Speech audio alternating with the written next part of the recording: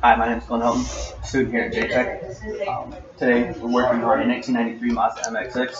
I'm going to show you how to test the headlamp circuit and the brake circuit. Come over this way. First thing we're going to do is test the battery voltage. Turn my multimeter over to volts. Connect my red lead to the positive post, my black lead to the negative post. And we have 11.3 volts as our source voltage right now. Alright, so now that we know we have power in our system, I've got Reggie here in the car. He's going to turn the headlights on for us, so make sure they're working. Alright, so we have both headlights working.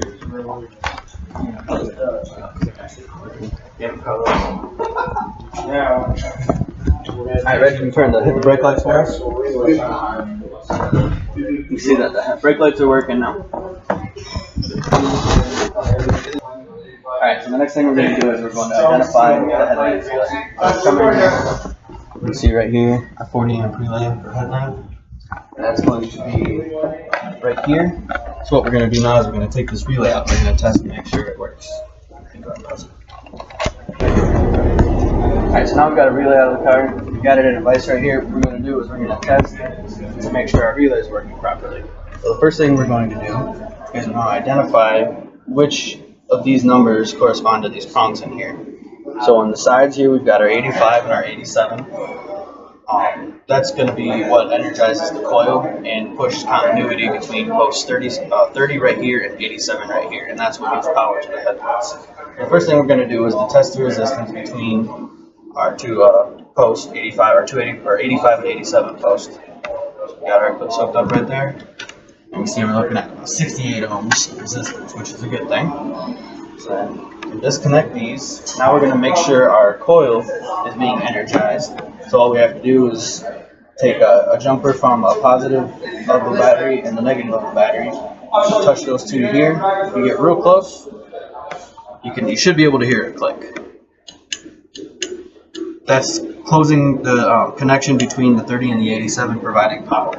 So now we're going to make sure that we're actually getting power. So we're going to turn this to our continuity mode here. So now we got that on. We'll go ahead and connect our leads to our 30 and our 87 posts. And then when you hear this coil, or when you hear the coil inside the relay click, we should get a reading on our multimeter here. And there's our reading showing that we've got continuity going through our relay. Alright, so now we got the relay tested and show how it worked. We're going to go ahead and put it back in so we can test our lights further. Alright, so since we tested the relay and found out the relay worked, what we're going to do now is we're going to test the fuse. This car we can't find the headlamp fuse because the panel on the kick plate is gone, so we're just going to use the taillight fuse because that's identified under the hood here. So you can see right here we have our 15 amp taillight fuse, so we're going to pull that fuse out and we're going to test the positive to make sure we have continuity going through the fuse. Test light came on, so it shows we have continuity. I'm going to go ahead and put this back in.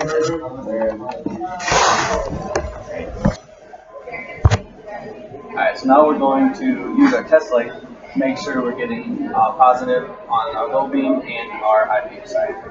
So I've got Reggie in the car activating the beams for me. Right now we've got our two prongs hooked up. We've got our low beam right here in the middle. Our high beam is here on the outside. I've got this connected to a good ground back here. So when I touch the low beam, the light comes on, so we know the low beams are working. Alright, Reggie, can you hit the high beams for me? So the high beams are on. So when I hit the probe right there, our light shows that we've got a good connection. Alright, you can turn them off, Reggie. So now what we want to do is, we should have our source voltage running through this connector right here.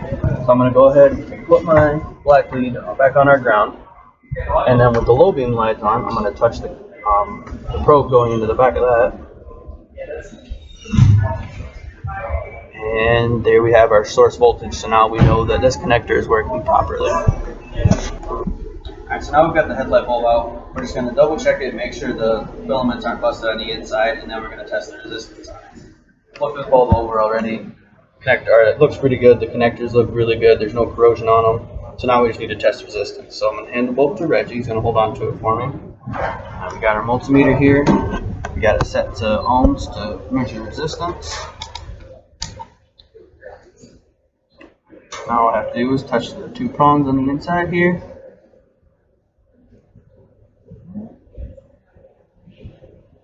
If I can get them on there correctly.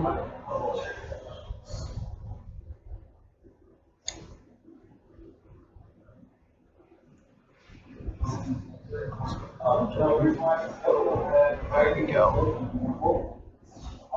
And we got resistance around 1 ohm or less, so that's good for our light bulb. Alright, the next thing we're going to do is we're going to test the brake light circuit. So the first component of that is going to be our brake switch. So what I've done is I've connected a positive lead to the power cable of the brake switch.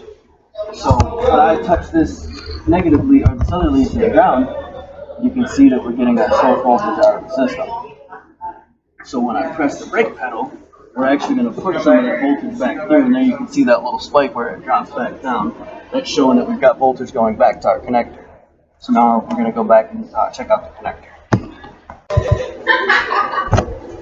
Alright, so now we're back here by the brake light connector. I already have the bulb pulled out just so it's easier to show the testing on this. So what we're going to do is first we're going to make sure that we have continuity in there. Zach in the car, I'm going to have him press the pedal to make sure we get our test light working. Alright Zach, press the brake pedal.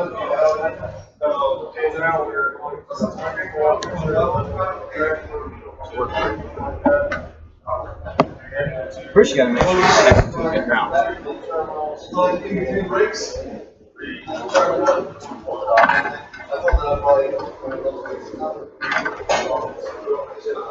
There we go. You see our test light's working, so we know that there's actual continuity going through here. And then, since the brake pedal's on, we should have our source voltage coming through this connector. And keep it on, Zach. There on the multimeter, you can see. Keep it on, Zach.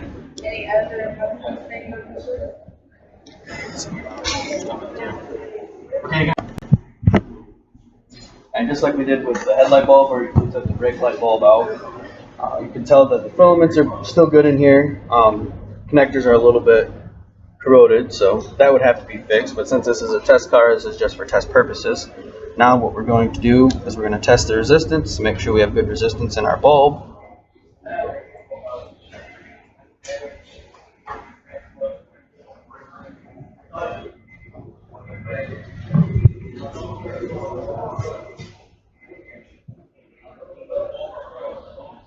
This bulb has a little bit higher resistance than the headlight. That's probably just because of the corrosion, but still 3 ohms is good resistance to have in it.